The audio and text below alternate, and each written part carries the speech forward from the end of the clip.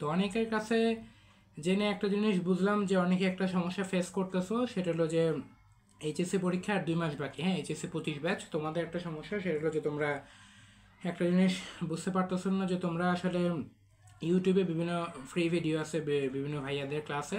তো সেই ফ্রি ভিডিওগুলো দেখে দেখে তোমরা ওয়ান শট ক্লাস করবা নাকি ফুল ক্লাস করবা, তাই না? তো এটা একটা সমস্যা। তো তোমাদের ক্ষেত্রে যেটা বলবো সেটা হলো যে তোমরা অবশ্যই এখানে তোমরা তোমাদের ডিমান্ড অনুযায়ী এটা সলভ করতে হবে সমস্যাটা, বুঝছো? তো তোমাদের এটা মনে করো যদি এরকম হয় যে মনে করো ধরে নাও কি যে তোমাদের এইচএসসি সিলেবাস মনে করো অনেক বেশি পরিমাণে বাকি, বুঝছো? তো এবং অনেক বেশি বাকি থাকার কারণে তোমরা অনেক টেনশনে আসো এবং অনেকগুলো চ্যাপ্টার পড়া বাকি এবং বেশি সময়ও নেই, মনে করো যে মাত্র 50 দিন বা 45 দিন সময় আছে।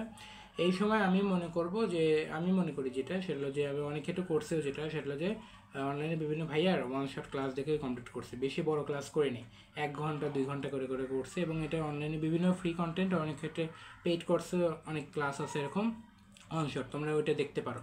এটা হলে যেটা হবে কি যে তোমার হলো কি তুমি মনে করো বেসিক যেটুকু তোমার পড়াশোনা করলে, দেখো একটা পরীক্ষার জন্য কিন্তু সব কিছু কিন্তু ইম্পর্টেন্ট না একটা এইচএসসি পরীক্ষার জন্য।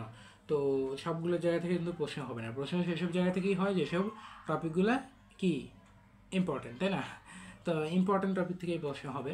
তো ইম্পর্টেন্ট টপিকগুলা ভালো মতো বোঝার জন্য তুমি যেরকম টেস্ট পেপার সলভ করতে পারো, মূল বইয়ের ইম্পর্টেন্ট জায়গাগুলো পড়তে পারো, ঠিক একইভাবে ওয়ান শট ক্লাসগুলো করতে পারো।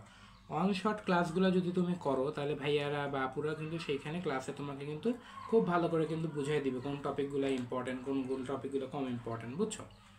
তো সেটা পড়লে তোমার যেটা হবে কি যে তুমি দেখবা যে মেইন জায়গাগুলো কিন্তু পড়ে ফেলতে পারবে, মেইন পড়াগুলো কিন্তু হয়ে যাবে। আর ফুল ক্লাস যদি করতে যাও তাহলে যেটা হতে পারে কি, দেখবা যে অনেক সময় ধরে তুমি ক্লাস করতে গেছো, ক্লাস করলা, কিন্তু দেখা যাবে কি যে তুমি কুলা শেষ করতে পারবে না। ধরে নাও যে তোমার দুইটা, তুমি মনে করো কি যে তোমার 3টে চ্যাপ্টার বাকি, তুমি অনেকগুলা ক্লাস করতে করতে বড় বড় ক্লাস করতে করতে দেখলা কি যে তোমার মাত্র তোমার একটা চ্যাপ্টার শেষ হয়েছে এবং 20 দিন সময় পার হয়ে গেছে, আর মাত্র সময় আছে 25 দিন। তখন কিন্তু তোমার 2টা চ্যাপ্টার বেশি থাকবে এবং তোমার কিন্তু তখন টেনশন হবে, তখন কিন্তু টেনশন হবে, এখন কিন্তু হচ্ছে না।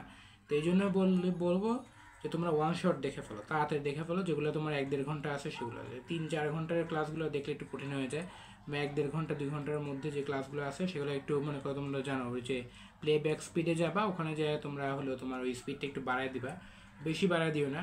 যদি শোনার অভ্যাস থাকে 2x স্পিডেতে দেখতে পারো, নাহলে মনে করো একটু কম স্পিডে দেখে শেষ করে ফেলবা আর কি। এতে যেটা হবে কি তোমরা মেইন পড়াটা পড়ে ফেলতে পারবে ওই সময়ের সাথে। ওই মানে বেসিক পড়াটা হয়ে যাওয়ার পর তোমার নিজে নিজে কিন্তু প্র্যাকটিস করতে হবে। হ্যাঁ, তুমি যদি ওই ক্লাসগুলো দেখেই ভাবো কি আমার পড়া হয়ে গেছে আর নিজে নিজে যদি টেস্টটা না করো তাহলে কিন্তু হবে না। ক্লাসগুলো দেখবা, নিজে ওই ক্লাসগুলো দেখে তারপরে তো বুঝবা জিনিসগুলো কী কী। বেসিক পড়াটা ওখান থেকে মোটামুটি 60-70% হয়ে গেলে বাকি 30%-40% তোমাকে নিজে নিজে পড়তে হবে। তারপর ওই যখন নিজে নিজে পড়তে যাবা তখন ওই যে ভাইয়া যখন ক্লাসে পড়াইছে সেই পড়াটার সাথে তোমার রিলেটেবল মনে হবে, তখন তুমি বুঝতে পারবা, তখন তোমার কাছে ভালো লাগবে, হ্যাঁ আমি তো পড়াটা পারলাম, পড়াটা হয়ে গেল। এভাবে করে দেখবা যে সময়ের সাথে সাথে আগাবে।